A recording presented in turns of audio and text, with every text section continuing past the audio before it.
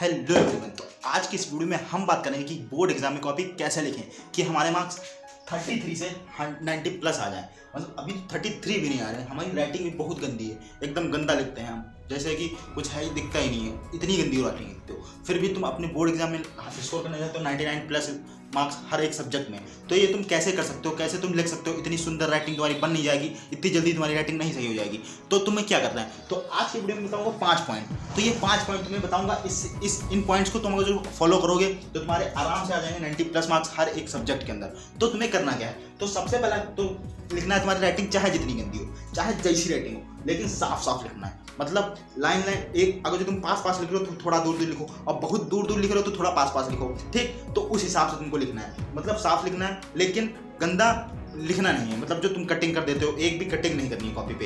ये तुमको आएगा प्रैक्टिस करने पे, जितनी तुम प्रैक्टिस करोगे उसके हिसाब से तुम्हारे ये बढ़ता रहेगा। तो पहला पॉइंट यही है कि साफ साफ लिखो। उसके बाद दूसरा पॉइंट है तो नो मिस्टेक, मतलब कोई मिस्टेक नहीं करनी है। मतलब जितना भी तुम लिख रहे हो, कि कुछ भी लिख रहे हो, उसमें तुम्हारी स्पेलिंग मिस्टेक जो हो रही है, या फिर तुम कहीं मिस्टेक कर रहे हो, काट रहे हो पूरा। और काट रहे हो कैसे, मान लो हमने कुछ भी लिखा, लिखते हैं, मान लिया हमने कुछ भी लिखा, मान लेते हैं अपना नाम लिखते हैं ऋतिक, हमने अपना नाम लिख दिया। अब इसको हम काटेंगे कैसे, तुम कैसे काटो, ऐसे ऐसे ऐसे ऐसे ऐसे नहीं काटना। ऐसे अगर जो काटोगे तो तुम्हारा एकदम कॉपी गंदी लगेगी दूर से, तो एग्जामिनर पे बैड इंप्रेशन पड़ता है। तो ऐसे मत करना। ऐसे क्या करना, अब जैसे मैंने अपना नाम लिख दिया, अगर मान लेते हैं हमें गलत हो गया तो सिर्फ एक डंडा काटेंगे। मतलब एग्जामिनर को दिखना चाहिए कि तुमने क्या लिखा था और क्या काटा है, ठीक। तो इसलिए जो मिस्टेक तुम कर रहे हो तो ऐसे काटना कॉपी में, और कोशिश यही करना कि कटिंग ना हो, बिल्कुल कटिंग ना हो। जो स्पेलिंग्स लिख रहे हो वो एकदम स्पेलिंग मिस्टेक बिल्कुल मत करना। तो इससे तुम्हारा बैड इंप्रेशन नहीं पड़ेगा और तुम्हारा एग्जाम में अच्छे स्कोर आ सकते हैं। और साफ साफ लिखो, दूसरा पॉइंट। तीसरा पॉइंट क्या है, लिखो।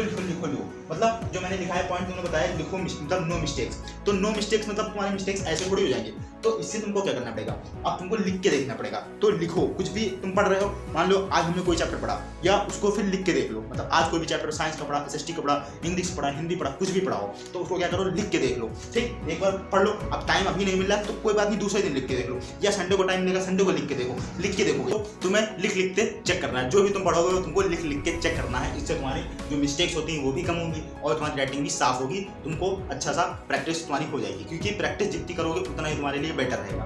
अब लास्ट पॉइंट बताता हूँ, राउडी राठौर माइंडसेट। ये चौथा पॉइंट क्या है, राउडी राठौर माइंडसेट। तो राउडी राठौर माइंडसेट ये कहता है कि जो मुझे आता है वो मैं लिखूंगा, जो मुझे नहीं आता वो मैं डेफिनेटली लिखूंगा। मतलब कुछ भी पेपर में कुछ भी छोड़ के नहीं आना है। सीधे कहने का मतलब है कुछ भी नहीं छोड़ना है, कुछ भी नहीं छोड़ना है, कुछ भी नहीं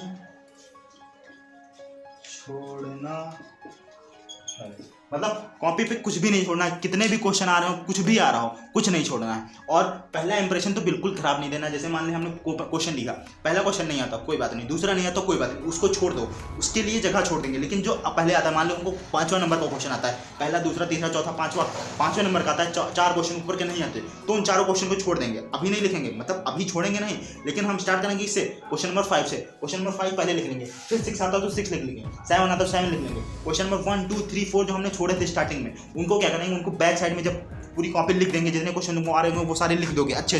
उसके बाद उन पे काम करना है, उनको लिखना है, लेकिन लिखना उनको भी है, उनको छोड़ना नहीं है। उनके लिए राउडी राठौर माइंडसेट तुमको अपने दिमाग में रखना पड़ेगा। जो मुझे आता है वो मैं लिखूंगा, जो मुझे नहीं आता वो मैं डेफिनेटली लिखूंगा। तो ये अब यहाँ पे मैंने 5वां पॉइंट छोड़ा क्यों, खाली क्यों छोड़ा हमने 5वां पॉइंट? यहाँ पे तुमको 5वां पॉइंट मैंने इसलिए खाली छोड़ा है कि तुम कुछ भी ट्रिक लगा लो, जितने भी वीडियो देख लो, ये सब तो ठीक है, ये सेकेंडरी पार्ट है। लेकिन अगर तुमको कंटेंट आ ही नहीं रहा होगा, कुछ तुमको आ ही नहीं रहा होगा, तो तुम कहाँ से कर लोगे? इसलिए अब मेहनत करो, और सिर्फ 2 या 3 महीने, मतलब 3 महीना एग्जैक्टली बचा हुआ है, तो 3 महीने के अंदर फोड़ दो, तुम निकाल सकते हो, मुझे पता है। तो अपने ऊपर कॉन्फिडेंस रखो और जो है स्टार्ट कर दो पढ़ाई करना अभी से, और तुम जो है बाहुबली हो अपने आप में, ठीक है। मिलते हैं अगले वीडियो में।